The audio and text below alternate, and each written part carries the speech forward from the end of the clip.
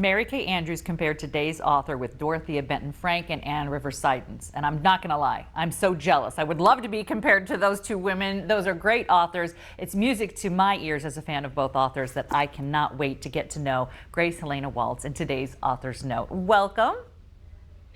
Thank you so much for having me. I'm thrilled to be here. I'm so excited to read this. I've just kind of dived in a little bit to start, but really Southern Charm and Steel Magnolias, kind of an amazing combo. So first off, did you grow up reading kind of the Southern novel when you were, kind of coming up before you wrote your books? I actually didn't find Southern fiction so much until I was slightly older. So it was after I had my first child that I was really getting back into reading routinely. And I found Dorothea Benton Frank's books and I absolutely fell in love. And I read one and I was totally hooked. And so I went out and found her backlist and I really kind of read everything I could find. I soaked it all in. And at that point, I was a massive Southern fiction fan. And so then a few years later, when I decided that I wanted to, take my own try at writing fiction, I knew that was the style or the genre that I wanted to write in. Well, I have the same exact experience with Dorothea Benton Frank, except for I was reading them when they were coming out because I'm kind of old. All right. So talking about your background, though, social work background, how did you kind of decide that I want to make this leap into writing novels? I love to hear how people get into it.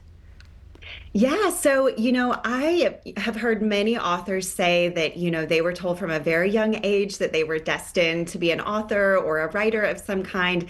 And I don't have that story. And so it's been this kind of unexpected opportunity that I'm just so thrilled and excited to have.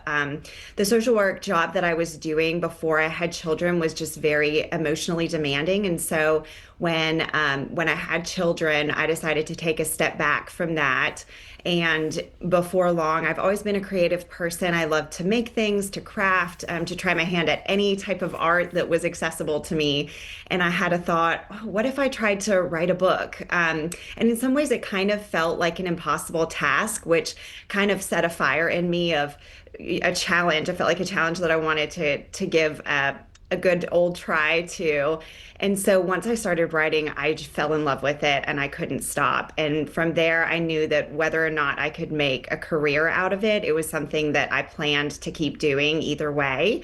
And so, really my social work experience as well, just all of that time spent getting to know people and listening to their stories and their point of view and their thoughts and feelings has really helped me, actually, surprisingly, in building characters and stories. All right, so let's get into it. Let's get into Good Hair Days, which, by the way, you won the cover lottery. It is really cool. But a modern twist on Steel Magnolias. Tell us about the main characters, Georgie and Junie. Yes, so Georgia is the older sister and Junie is the younger sister. And Georgia kind of fills the role of the typical oldest child. So she is responsible and reliable and she's kind of a go-getter. And the family really kind of relies on her to play that role for all of them. And now Junie is the younger sister, and she's much more up in the clouds. She is a little bit impulsive. And so when the story opens, she has actually rushed in on a renovation for their family beauty shop named June's Beauty that's been passed down from generation to generation. And Georgia returns home to help save the day, as she always does. And so the sisters team up with their maternal aunts. Their mother has passed, and they kind of set off on this series of fun hijinks, money-making schemes to save their family business. And then as well in this story, the younger sister, Junie, gets diagnosed with a life-altering medical illness. And at that point, the women really have to dig deep and be honest with each other and rely on the deep love between them. So we're calling it a modern twist on Steel Magnolias meets Hello Beautiful. So there's kind of the sweet and the salty to it as well. It's a bit of a swirl. I like that. I like a lot of that. So I heard that an actual visit to a salon sort of inspired you, gave you the kernel to start. Talk about that story. Yeah, so I went to this salon that was run by two friends, and they spoke so much to each other, like as if they were sisters. And it really, that was the light bulb moment for me where I thought to myself, oh my goodness, how fun would it be to write a family-run beauty shop, and especially one run by sisters. I have a sister myself, so I know what a sister relationship is like, and I adore my sister, much like the sisters in the book adore one another. And then, of course, there's Steel Magnolias, which any, Southerner with that type of interest in media is a fan of, or at least knows of, that it was just kind of irresistible to me at that point that I thought, let's run with it.